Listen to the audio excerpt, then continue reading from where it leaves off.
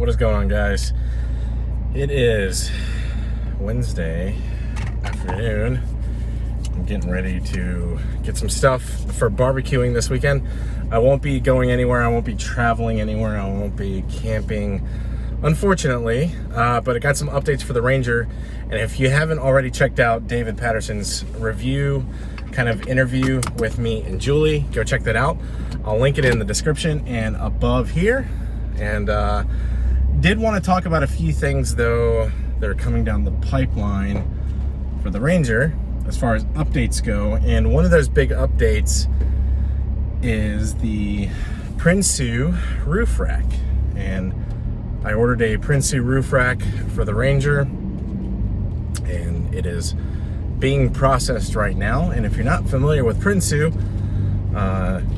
they are a really, really good company for roof racks. They do a lot of stuff for the Tacomas and 4Runner community, and like just in general, they have good, high quality, low profile manufactured roof racks, and they do a great job with I guess like their warranty is really great. It's not as bulky as like the Yakima racks or the Thule racks. They're not really designed for, I guess you could use them for like bikes and stuff if you have the right attachments, but they're more geared towards like the overlanders, off-roaders. Really strong rack system. So anyways, that's supposed to be shipping on July 1st, and we're looking at getting it done with PowerLab Performance or SSR Collision, either or. And I'm gonna get some video of that install on the Ranger. And unfortunately, you know, it is gonna take a little bit to get here. It's gonna ship July 1st. So, and then I'm on call until I think the 7th of July. So it's gonna be probably that weekend I'm gonna record it, and I will try to get it up as soon as possible. I have some more footage from California that I need to edit. I gotta edit some videos for Julie for her Starlight headliner. So it's been a really, really crazy past couple weeks getting back from California, kind of getting, you know, into like the rhythm of like normal life again, and, you know, having fun and traveling and stuff. So I'm gonna work on editing those videos this coming week, and I want to thank everybody that's been watching my videos. I'm not really a YouTuber per se. Like, I don't do it for a living. I do it for fun. So whenever I'm kind of in the mood to edit is when I usually do edit, but I need to get kind of more focused on putting more content out there, because I know there's a lot of Ranger guys that would like to see more content, and I'm going to try my best to get that out there. Now, another big update. Sorry if the footage is kind of shaky. I'm kind of just using my mount on the dash. So right now I'm currently running the Falcon shocks on the truck that were installed at APG, and we drove them all the way back from California. And just to give you my quick opinions, and, you know, like, I am not a seasoned off-roader. I can't give you a ton of like technical opinions on their setup, but I can give you my honest opinions just from what I feel. And once again, it is just completely my opinion. When you're looking at suspension for the Ranger, the biggest thing that you gotta look at is your price, right? Like your budget. What's your budget? Is your budget like $600 for a suspension setup? Or is it $1,500 for a suspension setup? Or are you gonna go all the way up to like $3,000 for a set of Kings? And before I go any further, I'm actually moving on to a Kings long travel off-road shock system. It's gonna be a couple weeks before it gets shipped, and then I'm gonna install it. It should be all done by the end of July. So I am moving on to King suspension. However, I did have the Eibach for a little while, and we went off-roading with the Eibach, and we've gone off-roading with the Falcon setup. So I feel like I can give you a little bit of my opinions on both. And the Eibach system, I think, is around $550, and the Falcon system is about $1,400. Now, the rears are piggyback shocks. The fronts are 2.25-inch shocks, which utilizes the stock spring. Now, on their website, it says the Falcons can only go up to like 2.5 inches of lift height. And that's really not, like, I've gotten a lot more than 2.5 inches up front. I would say it's very equal to the Eibach 3-inch setting. So they're very similar height-wise. I'm still running the Eibach 1-inch billet block in the back. So overall, highway driving, the Falcons, I think, have a softer, more comfortable ride than the Eibachs. The Eibachs were a little bit firmer. I could still feel the bumps in the road a little bit. There wasn't that, like, you know, when it hits a bump in the highway with a leveling kit, it would hit a bump, come back up, and then kind of bounce a little bit after. With the Eibachs, it was kind of like a little bit of a harder hit, come up, and then stop, right? The Falcons, it just seems like an overall softer ride. And if that's what you prefer, I think the Falcons are the way to go. Overall feel, I think the Falcons feel better than the Eibachs.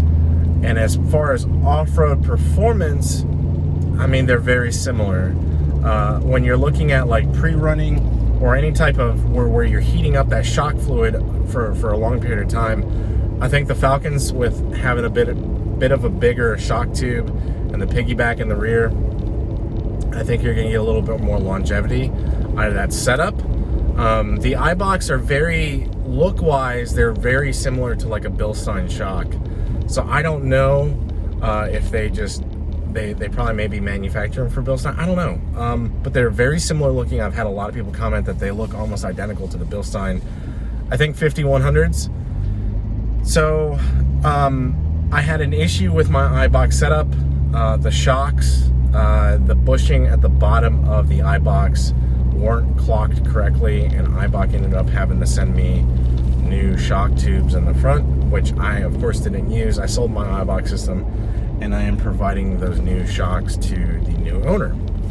But overall, you know, if you only have about $600 plus alignment and whatever, you're going to be happy with the Eibachs.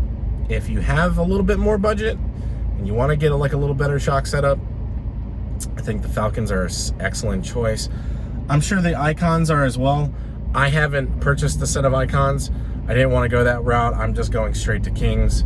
I think there's going to be some differing opinions, but in general, the consensus is Kings is the best suspension shock setup that you can buy.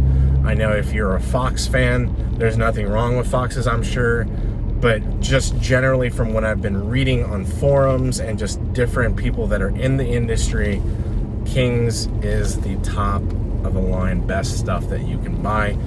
My King setup that I'm purchasing has the compression adjusters, it has the long travel shock tubes, so it does provide that longer travel. It is a coilover system. It is basically the top of the line, maxed like out completely.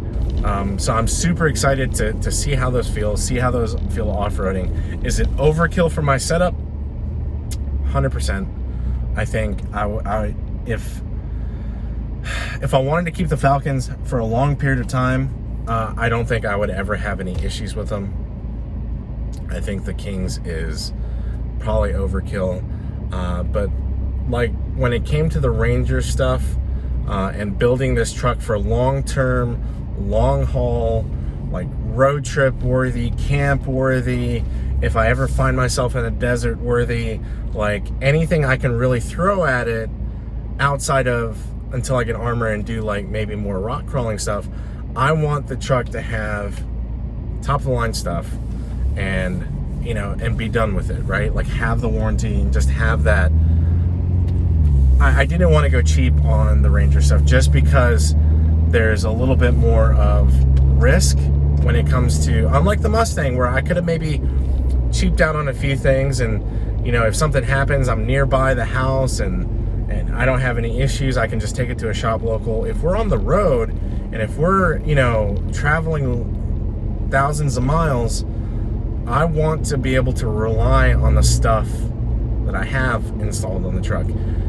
So hopefully this video kind of helps you guys a little bit and gives you an idea of why I chose the stuff that I did for the truck. And, you know, that's the thing. I started with a leveling kit, then I went to Eibach, now I'm on Falcons, and I am moving on to Kings.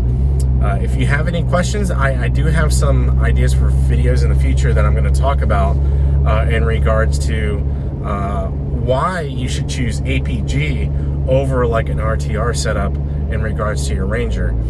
If you're just not to get into it completely, but if you're looking from the dealership to modify your vehicle, $10,000 minimum for an RTR conversion, and what they give you is not very much. We priced everything out if you wanted to buy the RTR conversion yourself, minus like the license plate frame or the WeatherTech mats that had the RTR stickers. It was like around $6,000. So you're paying $4,000 to have it from the dealership, and honestly, to me, you're not getting much outside of a little bit of suspension, a 265 tire, and some decals. So I'm going to get into that in another video. I'm going to work on some other videos this week. Hope you guys enjoyed this update. As always, just leave a comment below if you have any questions. I'm always willing to answer them if I can. But yeah, hope you guys enjoyed this video, and I'll catch you next time. Bye.